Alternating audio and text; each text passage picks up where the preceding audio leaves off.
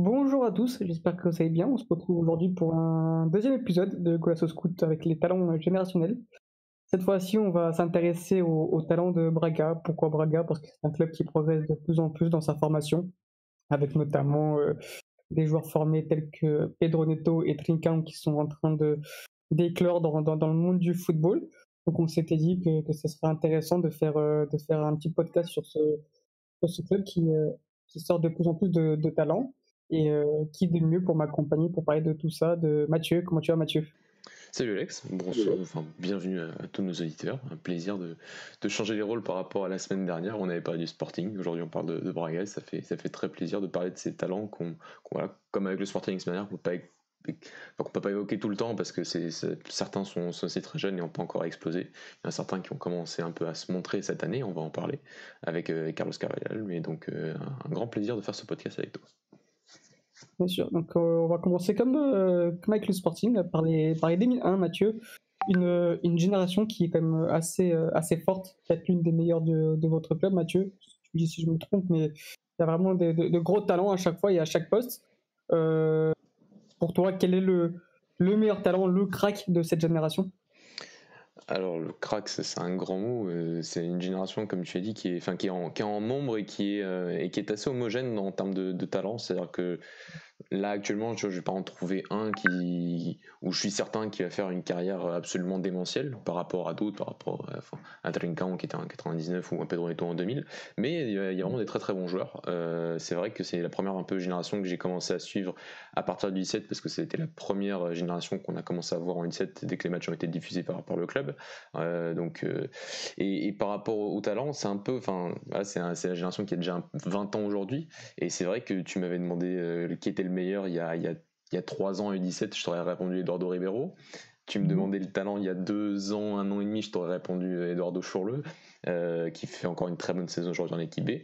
Et si tu me demandes aujourd'hui, je vais peut-être plutôt te dire Bruno Rodriguez, qui m'impressionne depuis qu'il est enfin, depuis qu'il est arrivé en U19 en 2010, lors de la saison 2018-2019, mais surtout ces 2 dernières saisons en équipe B avant d'arriver en équipe A ces dernières semaines. Et ouais, je pense que beaucoup de supporters portugais ont pu le voir parce qu'il a quand même participé à des matchs très importants ces derniers jours face à Porto et face au Dragão en Coupe du Portugal et face au Benfica notamment. Là, il y a 2 semaines où ça avait été un match certes compliqué pour lui, ne jamais oublier ne pas oublier qu'il n'a que 19 ans, mais c'est vrai que ces 2 saisons en équipe B, d'abord avec Ruben Amorim, je crois que c'est même Ruben Amorim qui le lance en équipe B, mais j'en suis pas totalement certain. Après, il y avait que 4 matchs qui étaient déjà joués avant qu'il arrive. Mais voilà, il était encore en âge junior, donc à 17 ans à l'époque, et il avait déjà commencé à faire cette année et demie en équipe B avec Braga, qui venait de descendre en troisième division, et qui a fait une saison, qui a fait une bonne saison l'année dernière, et une excellente saison cette année, toujours invaincu. Et lui, c'est vrai que quand on regarde cette année et demie où quasiment tout le temps titulaire, voire même 90% du temps toujours titulaire, c'est assez impressionnant en fait ce niveau à cet âge-là de quasiment n'avoir jamais fait aucune erreur, de n'avoir jamais, en termes défensifs, voilà, d'avoir quasiment rien laissé. J'ai aucun souvenir d'un match vraiment mauvais. J'ai des souvenirs d'un match un peu plus neutre que certains, mais mauvais jamais en troisième division. Et quand il redescendait un peu l'année dernière, parce qu'il avait encore l'âge de descendre en junior, c'est vrai que c'était là aussi un joueur qui apportait vraiment quelque chose en termes défensifs et qui a une vraie solidité. C'est ses caractéristiques au début. Vraiment, on a souvent parlé, Alex, de ce côté défensif où au moins à ce niveau-là, il était difficilement passable. On l'avait noté sa marge de progression en termes de jeu, en termes de qualité de passe, en termes voilà, de capable de conduire le ballon, d'être capable de transpercer certaines lignes et d'être à l'aise lorsqu'il doit construire, parce que Braga reste dans toutes les catégories, même en équipe B, une équipe qui doit construire et qui doit dominer ses adversaires par le ballon. Et c'est déjà une progression qu'on a beaucoup vu en équipe B, qu'on voit un peu moins en équipe A. J'en avais déjà parlé parce que il est positionné à un poste un peu compliqué, central gauche, parfois libéraux dans le système de Carvalhal qui bouge beaucoup entre une défense à 3, une défense à 2, une défense à 3 quand il faut défendre, ou une défense à 2 quand il faut défendre un peu plus haut. Donc c'est pas totalement facile à acquérir, mais je suis plutôt content de ses débuts en équipe A. Je suis plutôt même rassuré, et c'est vrai que Le plan était que pour le club de le faire débuter en équipe A et de faire la prestation l'année prochaine, avec les nombreuses blessures de David Carmo notamment et le départ de Bruno Viana précipité au Brésil. Ça a un peu chamboulé tous ses plans et il a plutôt très bien répondu présent. Donc pour moi, le talent générationnel 2001 de cette belle génération de Braga, on va peut-être encore un petit peu en parler sur les autres talents, mais pour moi actuellement c'est lui. Ça changera peut-être par la suite, mais à 20 ans aujourd'hui c'est lui. Ouais, donc de ce qu'on comprend bien, ouais, et je suis assez d'accord avec toi, Mathieu. C'est pas un crack, quoi. C'est pas un crack générationnel, c'est pas le meilleur talent de sa génération dans le monde, quoi. Enfin, dans l'Europe. Vraiment, on va dire que c'est plus même pas une pépite, tu vois, c'est peut-être un cran en dessous, tu vois ce que je veux dire. C'est peut-être un joueur qui peut faire une bonne carrière s'il progresse bien, qui peut faire même une très bonne carrière s'il progresse bien, mais c'est pas un crack générationnel. Tu l'as dit, Mathieu, il y a d'autres joueurs de cette talent, de cette génération, pardon, qu'on peut énoncer. Tu l'as dit, tu as parlé de Eduardo Ribeiro qui il y a quelques années était peut-être était sûrement le talent de cette génération. Il est un peu en train de pas régresser, mais peut-être pas de progresser comme on l'avait imaginé. Mathieu, tu pourras en parler de ses caractéristiques de jeu, mais c'est vraiment un attaquant qui est très bon dans tout ce qui est profondeur, appel en rupture, jeu sans ballon. Vraiment, il était excellent là-dessus. Pourquoi, à ton avis, il n'est pas encore, je dirais peut-être pas en A parce que c'est compliqué d'arriver à ce niveau-là, mais de ne pas s'imposer en B comme il aurait peut-être dû prétendre avec le talent qu'il y avait, ou du cas il y a quelques années. Alors, juste pour revenir vite fait sur le point de West, tu as totalement raison. Et c'est aussi la marque, je trouve, aussi d'un bon centre d'information, c'est que tu as des joueurs qui arrivent, qu'on n'a pas l'impression que c'est des joueurs qui ont un talent immense quand ils arrivent en 17. Et j'avais pas du tout cette impression avec Bruno Rodriguez, comme j'avais déjà dit pour Carmo aussi. Et ces joueurs-là c'est dur de se projeter par rapport à leur talent. Et au final, le club, par rapport à différents formateurs et avec le temps, avec de la confiance, avec une idée de jeu vraiment, vraiment positive, arrive à faire évoluer ces joueurs. Et on voit une vraie évolution pour de nombreux joueurs, notamment de cette génération de 2001. Et Bruno Rodriguez en fait partie, comme Carmo en a fait partie. Et c'est vrai que je trouve que c'est intéressant par rapport, et j'en ai parlé aussi pour certains talents du Sporting, tu vois, par rapport à Ricardo Esgaio, qui est un joueur qu'on sait qui a pas un talent extraordinaire en termes de technique, mais qui a vraiment un bagage en termes de formation sur tous les autres aspects, qui montre aussi la qualité d'un centre de formation. Parenthèse refermée sur Bruno Rodriguez. Sur Eduardo Ribeiro, ouais, c'est en 17, c'est peut-être le joueur qui a peut-être de cette génération qui a peut-être joué le plus en sélection de jeunes au Portugal. Il a commencé très tôt, il me semble, je crois qu'il était peut-être déjà là en U15, en U16, je suis certain, et en U17, il fait l'Euro U17 en 2018 avec le Portugal. Et je trouve qu'on l'a aussi très mal géré, parce que l'année dernière, il était en U19 et il écrasait tout en U19 deuxième année. Donc, la première année en U19 avait été un peu plus compliquée aussi. Et le truc, c'est que c'est un attaquant, mais c'est pas un avant-centre. Et tu vois, c'est un joueur ici qui aime bien être sur le côté gauche, qui aime bien repiquer dans l'axe.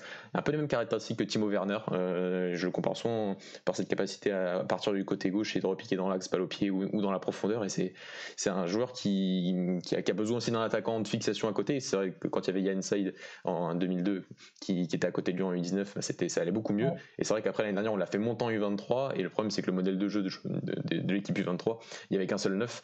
Et on l'a fait jouer à ce poste de seul neuf. Et là, ça a été beaucoup plus compliqué, plus la période où il n'a pas joué, où tous les jeunes n'ont pas joué l'année dernière à cause du Covid, et ça a fait au final longtemps qu'il a été soit trimballé un peu dans des postes un peu difficiles, soit pas utilisé, soit il savait pas jouer. Et cette année, c'est vrai qu'en 19, en équipe B, je trouve que c'est bien déjà qu'il ait été intégré à cette équipe B, mais c'est vrai que ça reste une équipe il y a pas mal de concurrence devant lui, et des joueurs aussi qui sont très performants. Donc je suis loin encore d'être totalement désespéré, parce que cette année il fait une saison correcte quand il rentre, mais je pense que l'année prochaine il sera encore en équipe B et qu'il aura encore besoin d'un peu de temps. Peut-être des joueurs qui ont mis un processus. Voilà, je pense que c'est pas totalement de sa faute par rapport au processus. Je pense que certains joueurs on s'est un peu précipité par rapport à leur talent, parce que c'est vrai il était vraiment la tête de gondole de cette équipe, de cette génération 2001 du côté de Braga. Bah même en sélection, je me rappelle d'un Euro 17 où il rentre souvent à la place de Fabio Silva, qui donc lui était surclassé, mais il rentrait souvent à sa place, et il faisait un bon Euro 17 à l'époque avec la génération 2001. Et au final, c'est dommage qu'il n'a pas pu progresser comme on avait prétendu. Mathieu, il y a d'autres noms de cette génération, peut-être encore trois, tu me diras si je me trompe, mais qui sont à citer, par exemple des Hernani, des Eduardo Schürrle, des Vasco Moreira. Est-ce que tu as un petit mot à dire sur les trois qui restent quand même des bons joueurs? Les trois sont titulaires en équipe B. Hernani a déjà fait une apparition en équipe A. Trois profils différents, mais trois joueurs à suivre qui risquent de pourquoi pas l'année prochaine faire leur petite apparition en A. Peut-être pas Eduardo Cholo et Vasco Moreira, mais Hernani peut-être d'avoir de plus en plus d'apparitions. Ouais. En équipe A l'année prochaine. Ouais. Après, c'est vrai qu'Hernani est arrivé en U19 déjà, donc il avait déjà 18 ans. Donc c'est vrai que il fait partie de la génération 2001, mais voilà, tous les noms qu'on a cités, comme que tu as cité, je pourrais citer deux autres qui sont Guilherme Soares, le défenseur central de l'équipe 23 aujourd'hui, qui est un peu comme Bruno Rodriguez, qui est un joueur qui a énormément progressé et qui je trouve est l'un des meilleurs défenseurs central du championnat 23 cette saison. Il y a aussi le gardien Bruno Carvalho qui n'a pas joué pendant plusieurs années, parce qu'il y a eu beaucoup de concurrence à son poste et qui aujourd'hui est redevenu le gardien titulaire de l'équipe B et qui fait une super saison, notamment dans le jeu, plus que dans les arrêts, parce qu'au final il y a eu très peu le gardien de l'équipe B, que ce soit les différents gardiens ont eu très peu de travail cette saison avec cette magnifique équipe. Et oui, Arani est peut-être le joueur qui est le plus près de l'équipe première aujourd'hui. Et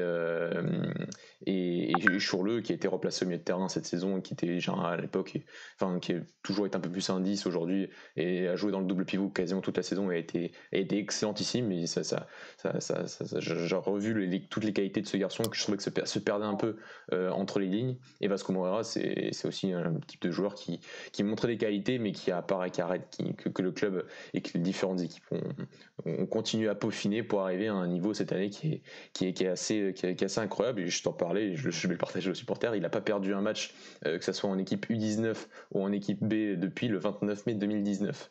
L'année dernière il a été invaincu toute la saison avec les U19 et cette année il est encore invaincu toute la saison avec l'équipe B. Donc ça traduit aussi, il a eu un peu de chance d'arriver tout le temps dans les équipes, dans les générations qui étaient très, des équipes qui étaient très fortes, c'est vrai, mais il a aussi fait contribuer à ce succès et ça traduit aussi cette génération là qui a accompagné ces deux dernières saisons en U19, en U23 et en équipe B qui font vraiment des super parcours et voilà, pour la conclusion de cette génération, c'est une génération assez homogène en termes de talent. Il y a vraiment des bons joueurs, il n'y a pas des cracks générationnels comme tu l'as dit, il n'y a pas des joueurs on n'est pas sûr qu'ils vont faire une carrière de fou furieux, mais une très bonne carrière au Portugal, c'est tout à fait possible. C'est assez homogène et c'est vrai que en termes de jeu, en tout cas sur ces dernières années, que ce soit en U19 l'année dernière avec Arthur Georges et cette année en équipe B avec Vachko Faïch, ça s'est excellemment bien passé en termes de jeu, en termes de résultats. Ouais, donc était bien complet sur cette génération 2001 de Braga. On va du coup passer à la génération 2002 où pareil il y a quand même pas mal de talent. Il y a vraiment pas mal de talent pour cette génération 2002. Peut-être un crack, Mathieu. Le terme est encore peut-être trop haut, mais je pense que je sais qui tu vas citer. Peut-être pas un crack, mais là on peut parler de vraies pépites. Mathieu, Bernardo Couto. Est-ce que tu es d'accord avec moi qu'il fait partie de cette c'est le joueur phare un peu de cette génération. C'est mon chouchou parce que c'est aussi, en plus de ça, un vrai supporter du club. C'est quelqu'un c'est un garçon qui va au stade avec ses parents depuis tout petit. Son rêve, c'est de jouer en équipe première. Il a été appelé en équipe première cette saison avec Carlos Carvalhal face au match à Leicester. C'était quand on a reçu Leicester en Ligue Europa, il était sur le banc. C'est un joueur, à la première vue, que j'ai été charmé par ce petit milieu offensif qui était un 10 par 17, qui après a un peu baissé en termes de relayeur, puis après est devenu un peu un ailier, un milieu latéral dans un 4-4-2 d'Arthur Georges l'année dernière. Cette année, il joue en 10 derrière deux attaquants qui sont Miguel Fallet et Rodrigo Gomes ou Yensei dans les 23. C'est un garçon qui en plus sur le front de l'attaque a montré beaucoup de polyvalence en termes tactiques, je pense qu'il comprend il a très très bien compris à chaque fois les spécificités des différents espaces qu'on lui a demandé d'occuper au fur et à mesure de ces dernières saisons. C'est un des seuls garçons qui a dû marquer déjà sur les deux dernières années en U17, en U19, en U23 et en équipe B. Cette saison, il a déjà marqué en U23 et en équipe B. Il a surtout joué en U23, mais il a aussi un peu joué en équipe B et a marqué.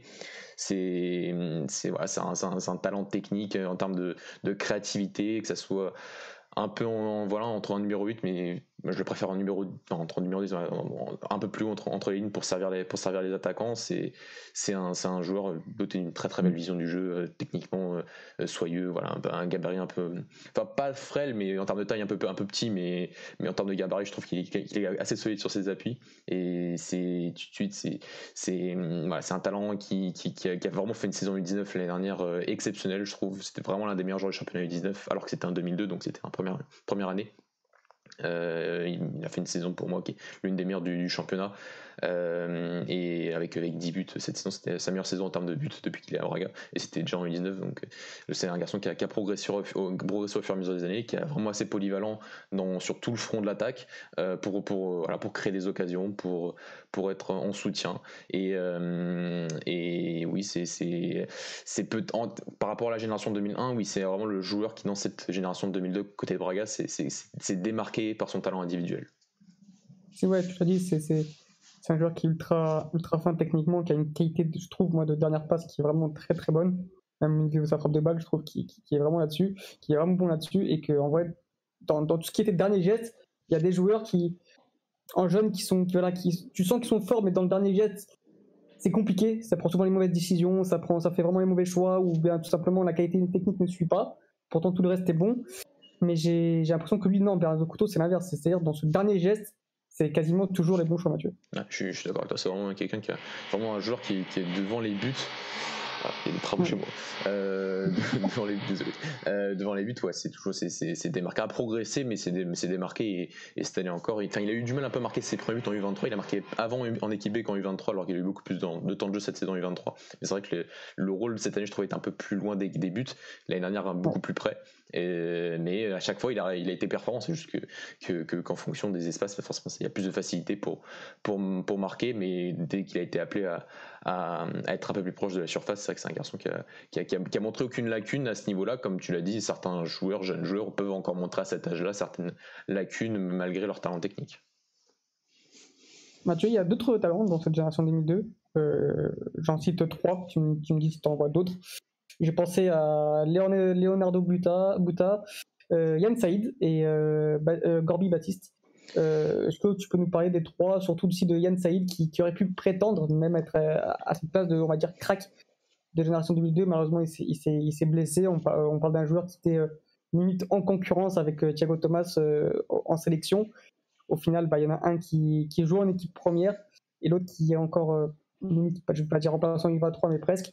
Voilà, est-ce que tu peux nous parler un peu de ce joueur qui, même s'il y a eu blessure, je pense qu'il va continuer à progresser et devenir un bon joueur de football dans l'avenir? Ouais, c'était pas gagné, hein. Alors c'est vrai que c'est le fils de Van der Sar, qui est un ancien grand joueur du championnat portugais, un ancien grand joueur du Sporting Club de Braga. Quand il était en U17, c'était pas certain. J'ai toujours trouvé que à cette époque-là, c'était le meilleur attaquant de très loin de l'équipe, et qu'il était pourtant pas titulaire dans la fameuse première phase à cette époque-là, en 2010-2019. Et c'est un joueur qui a réussi à convaincre au fur et à mesure pour obtenir ce contrat pro en même temps que son pote Bernardo Couto. Ils sont très amis, mais c'était pas aussi évident que Bernardo Couto à un moment, par rapport au choix des différents coachs à cette époque-là. Et c'est vrai qu'il a continué à progresser. La semaine dernière en équipe B, en équipe U19 aussi, avait été très bonne, une dizaine de buts, alors qu'il partait pas forcément titulaire parce qu'il y avait la concurrence d'Eduardo Ribeiro. C'est après qu'il s'impose à ses côtés. Et cette année en U23, c'était la progression était aussi plutôt intéressante. L'année dernière, il avait même été appelé en équipe A avec Custodio. Il n'avait pas joué, il avait été appelé, il avait été dans le groupe, dans le match à sa femme à Alicante.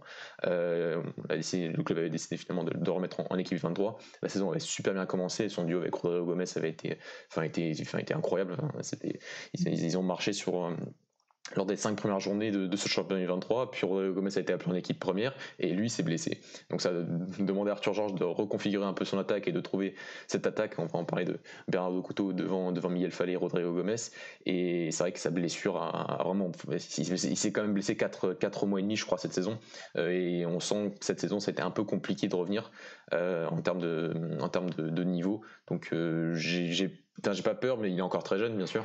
Mais je ne serais pas étonné qu'il reste encore en U23 l'année prochaine pour refaire une saison complète. Mais oui, c'est vraiment un attaquant très très fort dans le jeu de haut but, dans cette capacité à tenir les ballons, que ce soit au sol ou que ce soit dans les airs, et à être un peu ce complément d'un attaquant qui était un peu comme Eduardo Ribeiro. C'était vraiment deux joueurs très complémentaires, avec un Eduardo Ribeiro qui était plus dans la profondeur et plus dans l'attaque de l'espace. Et c'est pour ça que ça forme un duo très intéressant. Et lui, marqué aussi devant les cages, a démontré aussi de très très bonnes de très bonnes sensations qu'il a su faire progresser au fur et à mesure des années. Et il s'est fait partie aussi des joueurs intéressants de cette génération. Bon, Thiago Thomas a réussi à exploser plus vite que lui, mais voilà, comme on l'a dit la semaine dernière, il y a des joueurs qui mettent un peu plus de temps, et il y a aussi du côté des blessures, et donc ça va arriver. Mais je suis pas totalement, je suis confiant. Je pense que Bernardo Couto a plus de chances de faire une très très bonne carrière, mais lui fait partie aussi des très bons joueurs de cette génération. Tu as parlé aussi de Jean-Baptiste Gorby, qui est un peu comme l'année dernière, il est arrivé plus tard, en U19 et du FC Nantes. C'est un joueur aussi qui l'année dernière a peu joué en U19 parce qu'il y avait la concurrence de Vasco Moreira. Vasco Moreira était allé en équipe B, lui a pris la place en U23 sous les ordres d'Arthur Georges. Et voilà, un milieu défensif aussi extrêmement complet, que ce soit dans le travail défensif ou le travail offensif, très très fort à la perte de balle, très très fort aussi pour faire circuler les ballons, pour faire progresser le ballon en construction, et c'est un joueur qui va faire parler aussi. Par contre, tu as oublié de mentionner Lucas Hornichek. Si tu parles de Jean-Baptiste Gorby, je pense qu'il faut parler de ce garçon qui... En fait, les gardiens, j'avais pas parlé quasiment. C'est vrai, mais lui, c'est ça peut le même cas. C'est un garçon qui est arrivé l'année dernière alors qu'il avait 18 ans. Donc il sera considéré comme formé au club, mais en termes de génération, je pense pas qu'on puisse vraiment le considérer comme avec Bernardo Couto ou Yann Seth, qui sont des joueurs qui sont là depuis très très jeunes par contre. Et lui aussi fait partie de ces joueurs nés en 2002 du côté de Braga, un gardien qui est un 2002 cette année, et qui fait peut-être avec Gonzalo Taboas le gardien de l'échange, le meilleur gardien de la championnat 23 cette saison, et qui a failli signer à Leverkusen, qui a fait un énorme Euro U17 en 2018, et qui intéressait beaucoup de monde. On a réussi à le convaincre de venir, de signer son premier contrat pro du côté de Braga. Il a coûté 900 000 euros quand même, donc presque 1 million d'euros à cet âge-là. C'est pas un investissement que Braga fait souvent, je pense, pour un jeune garçon comme ça. Donc c'est dire tout ce que le club pense de lui, toutes les espérances qu'il y a envers ce gardien qui sur sa ligne, rarement vu un gardien à son âge aussi fort au Portugal. Et ensuite sur le côté jeu au pied, relation dans le jeu, un gardien qui a aussi su progresser au fur et à mesure des matchs depuis qu'il est arrivé en 2019. Un dernier joueur, Mathieu, Leonardo Vita.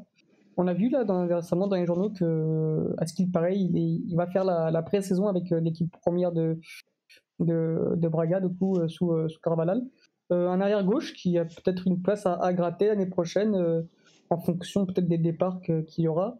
Un joueur qui, je trouve, qui n'est pas, c'est pas un top joueur, mais ça reste intéressant comment dire, pour progresser, avoir sa marge de progression. Il a quand même une marge de progression assez haute, donc à voir comment il évolue dans l'avenir. Ouais, je suis d'accord, c'est le frère d'Aurelio Buta, qui joue actuellement comme à Antwerp, club d'Europa League en Belgique. Donc c'est son frère qui...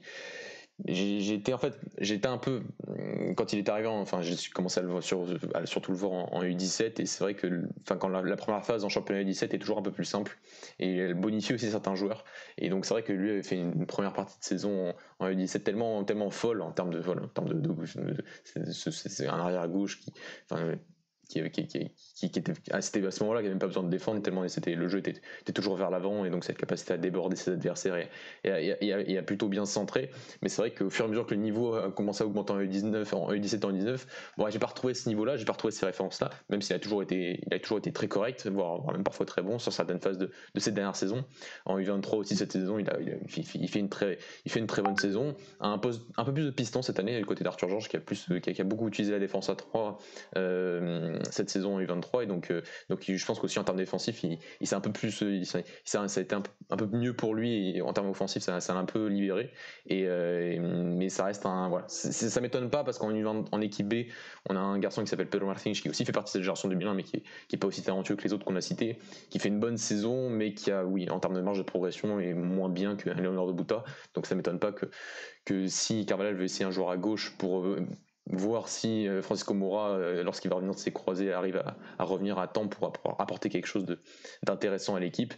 Sinon, ce sera une pré-saison, et peut-être, pourquoi pas déjà l'année prochaine, une saison en équipe B dans sa progression naturelle, pour un garçon qui montre des qualités, voilà, dans cette capacité à déborder et à centrer, tel un latéral gauche pas moderne, mais aujourd'hui un peu normal, maintenant dans la relation avec ses partenaires, dans la capacité, dans les combinaisons, dans cette capacité à utiliser les espaces intérieurs. Je trouve qu'il est encore un peu limité, et que et que c'est sa grosse marge de progression, c'est cette combinaison avec ses partenaires.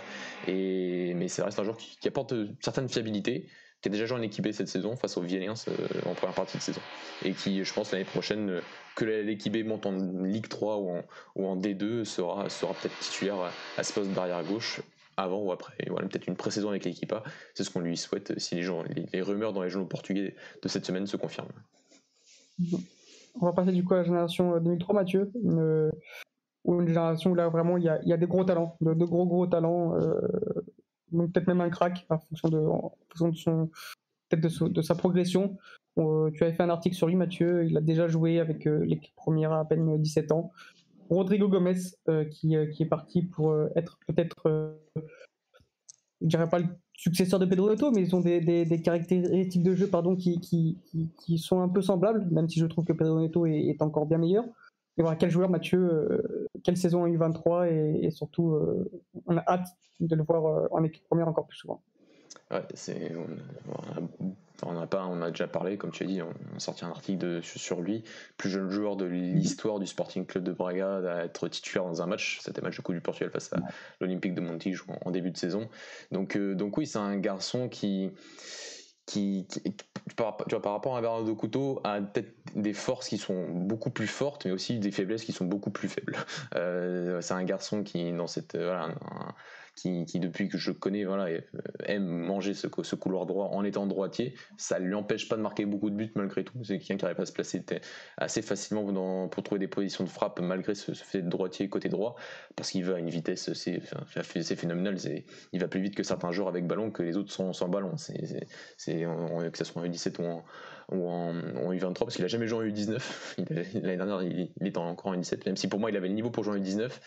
Cette année, il était en U23 et pour moi il avait le niveau de jeu en équipe B, mais ça lui a pas empêché à chaque fois de faire des saisons assez.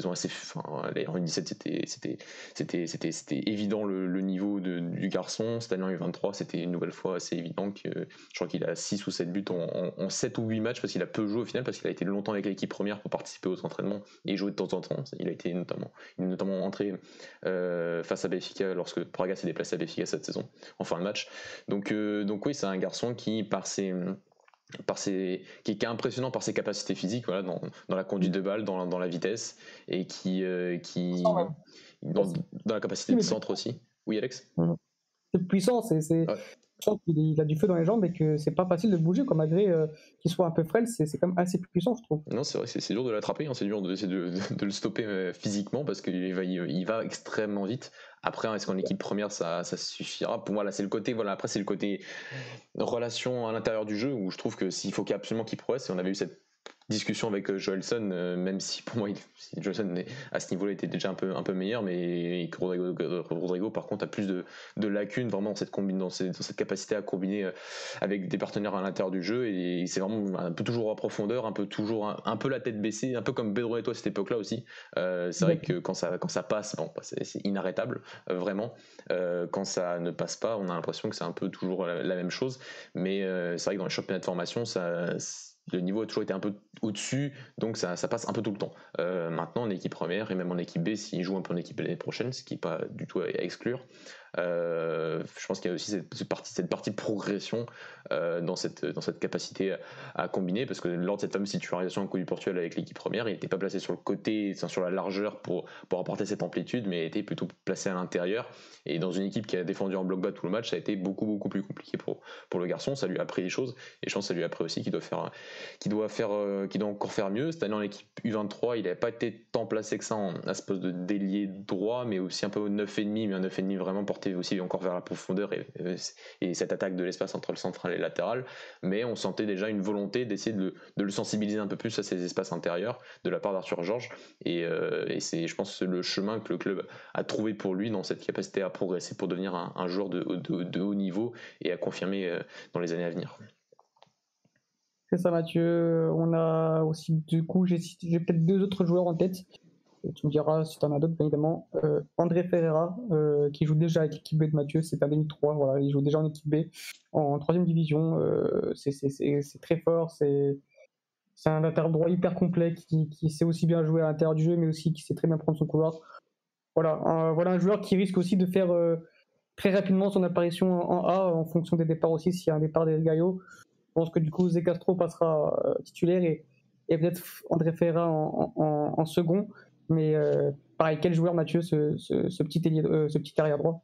Ouais, c'est un garçon qui, je crois, pas comme Vasco Moura, mais je crois qu'il a perdu qu'un match sur les 2 dernières années presque, entre l'équipe B, l'équipe U23 et l'équipe U17, parce que quand il était en U17, il perdait pas un match non plus. Donc c'était un vrai renfort à ce poste d'arrière droit. Comme tu l'as dit, en termes de combinaison intérieure, cette capacité parce qu'il a tout le temps joué avec Rodrigo Gomez, et que Rodrigo Gomez c'est un joueur qui est tout le temps sur le côté, surtout quand il était plus jeune, comme on l'a dit, et que donc il fallait bien quelqu'un qui joue un peu à l'intérieur. Il y a un but notamment U17 avec la sélection l'année dernière, où c'est une combinaison entre André Ferreira et Rodrigo Gomez. André Ferreira est à l'intérieur et Rodrigo Gomez est sur le côté. On se demande qui est vraiment latéral et qui est vraiment le milieu offensif. Et c'est un duo qui a montré beaucoup de très bonnes choses et qui a tout souvent été un peu surclassé, notamment André Ferreira, donc comme tu l'as dit, en U19 l'année dernière alors que c'était un U17, et cette année en équipe B alors que c'est un U19 au final.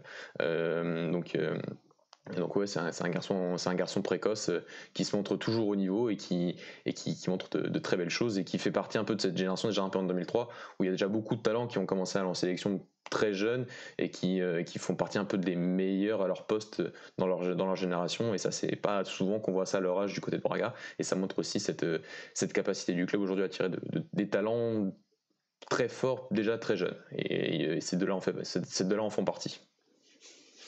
On est d'accord. Et ensuite, un joueur que j'ai noté, tu as sûrement d'autres, mais c'est vraiment, lui, ça a vraiment été un de mes coups de cœur, ou le coup de cœur de l'équipe U23. Non, pas U23. Il a joué en U23, Jean Santos. Non, il n'a pas joué en U23. Il devait jouer en U19 cette année, et comme il n'y a pas de championnat, donc ouais, mais je suis d'accord avec toi. Vas-y, parle-en un peu.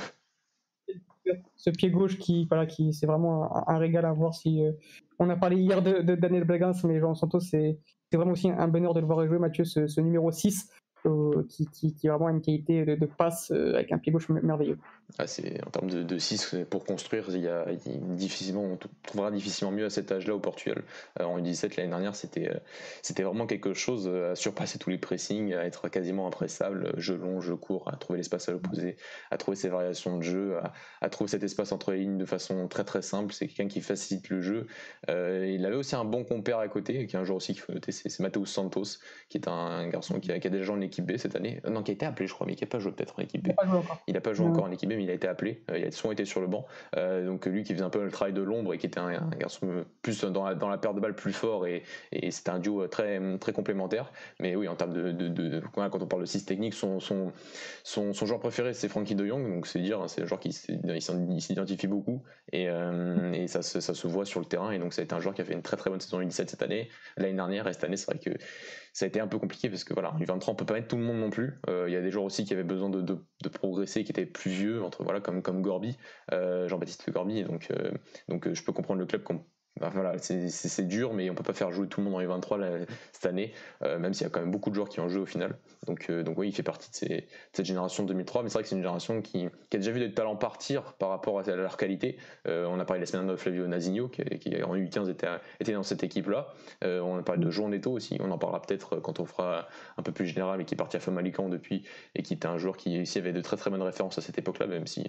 un gros débat sur lui à l'époque, Alex. Mais voilà, c'est une génération qui a vraiment beaucoup de bons joueurs, par rapport à la 2001, d'autres très très bons joueurs à leur âge, que sont Rodrigo Gomez, André Ferreira, voire Jean Santos, et même Rodrigo Macedo, l'attaquant, qui a fait quand il était plus jeune, voilà, m'impressionnait pas plus que ça, et qui l'année dernière en U17 a été l'un des meilleurs buteurs du championnat U17, le meilleur buteur je crois de la phase nord, et qui a montré beaucoup de sang-froid devant les cages, et un bon duo. En dessous des 3 qu'on a cités, je pense. Oui, c'est un peu en dessous des 3 qu'on a cités, encore, oui. Mais ça fait partie des joueurs qui ont fait une très bonne saison l'année dernière en U17 en tant que 2003, et qui ont vraiment qui ont fait une saison U17 l'année dernière avec Custodio à l'époque, excellente, et qui ont malheureusement pas eu la chance d'essayer de jouer ce titre, parce que le championnat était arrêté avant. On est d'accord, Mathieu. Enfin, génération 2004, où là il y a peut-être un crack. Miguel Palais, c'est un super joueur, Mathieu, peut-être qui va devoir progresser encore sur sa régularité. C'est vrai que parfois il peut passer à côté de 3-4 matchs et ensuite être très bon pendant 2 matchs, mais ensuite retomber à travers pendant 3-4 matchs. Mais quel joueur, c'est peut-être le meilleur talent de l'ensemble du centre de formation de Braga. Ouais, je suis pas loin d'être d'accord avec toi. C'est un joueur qui est vraiment qui est complet, mais qui est aussi magnifique à avoir joué. C'est vrai que quand il était en U15, quand il venait d'arriver à Braga, c'était un joueur que, enfin voilà, comme j'ai souvent répété, on peut toujours pas voir les matchs de U15 du côté de Braga. Donc c'est un garçon déjà qui marquait beaucoup de buts. Donc moi je m'attendais à avoir un buteur. Au final j'ai vu un joueur bon devant les cages, mais qui sait faire beaucoup d'autres choses et qui cette année n'est pas, même cette année, que ce soit les dernières en U17, était pas, alors qu'il était surclassé parce que c'était en 2004. Il était l'un des seuls U17 avec Denis Gama, on en parle après. Mais donc c'est un joueur qui est surclassé cette année en U23 alors qu'il a que donc 17 ans. Donc c'est un joueur qui a un attaquant que au final je préfère un peu plus sur le côté gauche, droitier, capable de combiner sur ce côté gauche. L'année dernière c'est vraiment bien montré dans un 3-4-3, voilà, avec Macedo devant et lui sur le côté gauche et Rodrigo Gomez sur le côté droit. Et c'est vrai que plus dans le côté intérieur, dans le côté de créer des occasions et d'apporter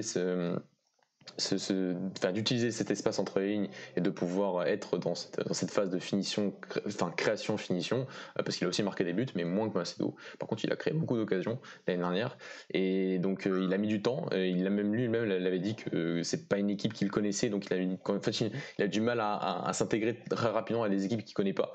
Et là, cette année, c'était un peu le cas parce qu'il est arrivé tout de suite en U23 avec des joueurs où il a très peu joué avec.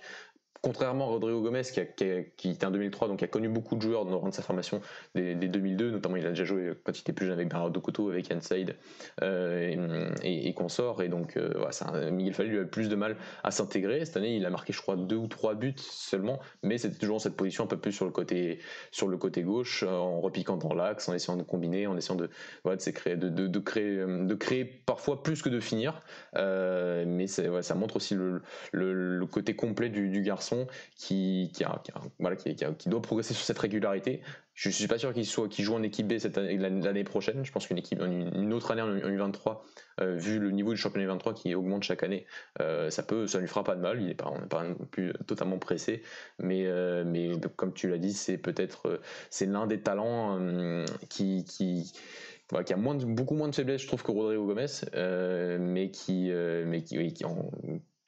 est complet, qui est vraiment, vraiment fort et vraiment fort à son âge, et dont à son âge là actuellement on a avec peut-être même plus que Bernardo Couto, Rodrigo Gomez, plus d'espoir pour la suite, vu ce qu'il a montré. Mais c'est vrai que cette régularité parfois le manque un peu. Oui, je suis d'accord avec toi. Ensuite, autre joueur, une pépite cette fois, une belle pépite même, Denis Gama. Ça a été du coup le plus jeune joueur, peut-être qu'il y a eu un autre, hein, tu me diras Mathieu si je me trompe, mais moi je me suis arrêté là-dessus. Le plus jeune joueur à avoir signé un contrat professionnel à Braga. Denis Gama, pareil, un beau petit joueur, un bon 8, vraiment aussi un régal à voir évoluer. Ouais, c'est un joueur qui l'année dernière, comme Miguel Fallet, devait jouer en U17 en étant surclassé, mais il s'est blessé une grosse partie de la saison. Et il a commencé à arriver quand la saison s'est finie à cause du Covid. Donc ça a été dur pour lui. Cette année, il a joué en équipe U23. Il a fait un match en équipe U23 cette saison. Enfin, il a rentré qu'une fois.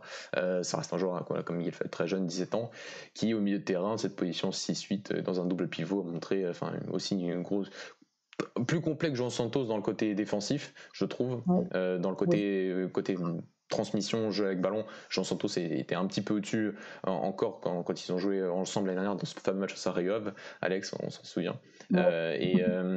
C'était sa seule titularisation. Donc ouais, c'est un des joueurs un peu en dessous en termes de potentiel, je trouve, encore par rapport à Miguel Fallet, mais bon, il y a encore beaucoup de temps, ils sont encore très jeunes, mais un joueur très complet à son âge, au milieu de terrain, qui est je crois le neveu d'un certain Bruno Gama, joueur qui fait une belle carrière au Dnipro, au Deportivo La Corogne, qui a été formé à Braga, qui est passé par Porto aussi.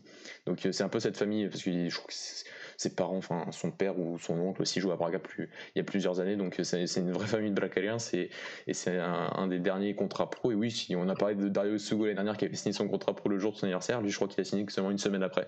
Donc c'est un joueur que le club a voulu absolument sécurisé pour les années à venir.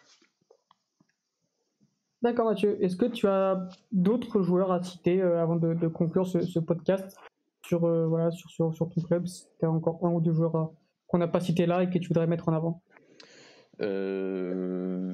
Peut-être par rapport aux 2005 qui sont quelques c'est aussi une belle génération, j'ai l'impression que ça fait enfin c'est un peu deux saisons par deux, enfin deux générations par deux générations. Il y a beaucoup de monde en 2001, en 2003 et en 2005.